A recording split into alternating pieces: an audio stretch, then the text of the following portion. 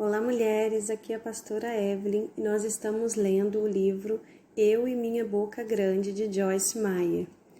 Vamos estar lendo o segundo capítulo, áudio 2, o efeito das palavras no reino natural. Nessa passagem, o apóstolo Paulo destaca uma verdade espiritual aplicada à salvação, mas creio que é uma verdade que pode ser aplicada a outras questões também. A confissão da crença de uma pessoa confirma sua salvação diante dos homens, mas não diante de Deus. Deus já sabe o que está em seu coração. A confissão confirma a posição do crente diante do inimigo de sua alma. Ela declara uma mudança de fidelidade. Antes ele servia ao diabo, mas a notícia que é dada agora é que ele mudou de dono. O estudioso bíblico W. E. Vine definiu duas das palavras gregas confirmar na versão King James como firmar, estabelecer, fazer seguro, e validar, ratificar, conferir autoridade ou influenciar. E a palavra confirmação ele definiu como de validade fidedigna. Baseados nessas definições, podemos dizer que a confissão verbal firma, estabelece, assegura, ratifica e dá validade fidedigna à salvação. Em outras palavras, a confissão fixa a salvação no lugar. Proclamando o decreto. Proclamarei o decreto do Senhor. Ele me disse: Tu és meu filho, eu hoje te gerei. Salmos 2, versículo 7. Assisti a um filme uma vez em que um rei baixou um decreto real. Ele decretou uma ordem ou lei e enviou cavaleiros por todo o país para proclamar o decreto aos cidadãos do reino. No Antigo Testamento encontramos a emissão de tais decretos reais em Esther, capítulo 8, do versículo 8 a 14, e no Novo Testamento em Lucas, capítulo 2, versículos 1 a 3. No Salmo 2, versículo 7, o salmista escreveu: Proclamarei o decreto do Senhor. Que decreto? O decreto no qual o Senhor proclama que ele, falando de Jesus, é seu filho unigênito. Em Hebreus, capítulo 1, verso de 1 a 5. A palavra escrita de Deus é seu decreto formal. Quando um crente declara essa palavra com sua boca, com o coração cheio de fé, suas palavras são pronunciadas para estabelecer a ordem de Deus em sua vida. Quando o decreto real é proclamado, as coisas começam a mudar. O plano de Deus, nossa escolha. Pois tu formaste o meu interior, tu me teceste no seio de minha mãe. Graças te dou, visto por modo assombrosamente maravilhoso me formaste. As tuas obras são admiráveis, e a minha alma o sabe muito bem. Os meus ossos não te foram encobertos quando no oculto fui formado e entretecido, como nas profundezas da terra. Os teus olhos me viram a substância ainda informe, e no teu livro foram escritos todos os meus dias, cada um deles escritos e determinado, quando nenhum deles havia ainda. Salmo 139, versículo 13 ao 16. O plano de Deus para a nossa vida tem sido estabelecido no reino espiritual desde antes da fundação do mundo, e é um plano bom, como vemos em Jeremias 29, 11. Eu é que sei que pensamentos tenho a vosso respeito, diz o Senhor, pensamentos de paz e não de mal, para vos dar o fim que desejais. Satanás tem dado duro para destruir o plano do Senhor na maior parte de nossa vida e tem alcançado alto índice de sucesso. Deus enviou o seu único Filho, Jesus, para nos resgatar e restaurar todas as coisas na ordem correta. Ele escreveu sua vontade para a nossa vida, e se cremos e falarmos, isso começará a se tornar realidade. Algumas pessoas creem em muitas coisas, mas veem pouca manifestação delas. Talvez seja porque creem, mas não falam. Elas podem ver algum resultado de sua fé, mas não os resultados radicais que experimentariam se colocassem a boca e o coração a serviço de Deus. Romanos 10, versículo 9 e 10. Algumas pessoas estão tentando viver nas bênçãos do Senhor enquanto ainda falam como o diabo. Não devemos cometer esse erro. Não veremos resultados positivos em nossa vida se falarmos coisas negativas. Devemos lembrar que o que estamos falando estamos trazendo à existência.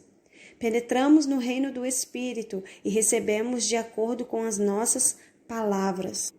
Podemos penetrar no reino de Satanás, o reino das maldições, e obter coisas más, negativas, ou podemos penetrar no reino de Deus, o reino das bênçãos, e obter coisas boas e positivas. A escolha é nossa. Criado e sustentado pela palavra de Deus. Pela fé, entendemos que foi o universo formado pela palavra de Deus, de maneira que o visível veio a existir das coisas que não aparecem. Hebreus 11, versículo 3. A terra que Deus criou não foi feita de material que pudesse ser visto. Como lemos em Gênesis capítulo 1, Deus falou e as coisas começaram a aparecer. A luz, o céu, a terra, a vegetação, as plantas que davam sementes, as feras selvagens e os animais domésticos. A terra e tudo o que nele há foram criados do nada, e hoje é sustentada por nada que possa ser visto. Em Hebreus capítulo 1, versículo 3, lemos que Deus está sustentando todas as coisas pela palavra do seu poder. O universo criado por suas poderosas palavras até hoje está sendo sustentado pela mesma coisa.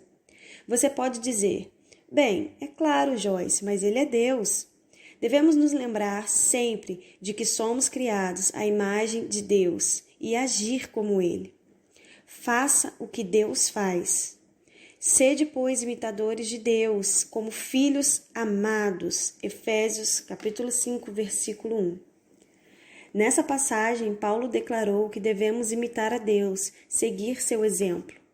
Em Romanos, capítulo 4, versículo 17, lemos que Deus vivifica os mortos e chama à existência as coisas que não existem. A palavra de Deus é sua promessa para nós e devemos falar das coisas que Ele nos promete como se já existissem. Não devemos esquecer o equilíbrio. Por exemplo, vejamos o caso de uma pessoa que está visivelmente doente, tossindo muito. Sua voz está muito rouca e o nariz e os olhos estão vermelhos e lacrimejando. Sente-se muito cansada. Um amigo lhe diz, você está doente? Qual é a resposta apropriada que ela poderia dar ao amigo? Uma resposta cheia de fé, mas que também fosse honesta e cortês? Creio que parte da resposta se encontra no nível espiritual do amigo. O apóstolo Paulo disse que ele ia aonde as pessoas estavam, com o fim de ganhá-los para Cristo. Além de nos dizer para imitar a Deus, ele também nos diz para imitá-lo. Sede meus imitadores, como também eu sou de Cristo. Isso é importante, principalmente quando se lida com os sem conhecimento e sem compreensão espiritual.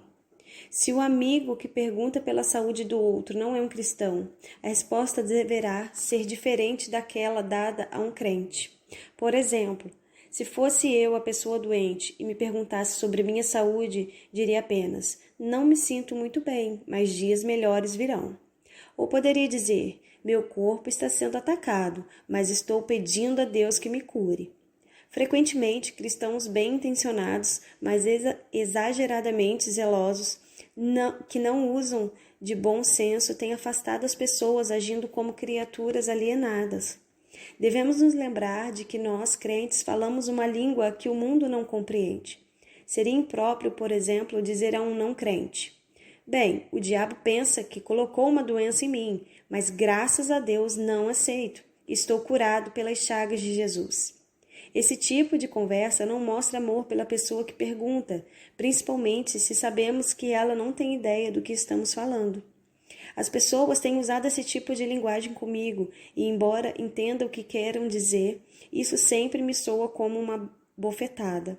Normalmente, essas pessoas são muito ásperas em suas atitudes, estão tão empenhadas em obter a cura, mas não são sensíveis ao Espírito Santo. Não se importam nem um pouco em como as palavras podem ferir a pessoa que se preocupa com elas.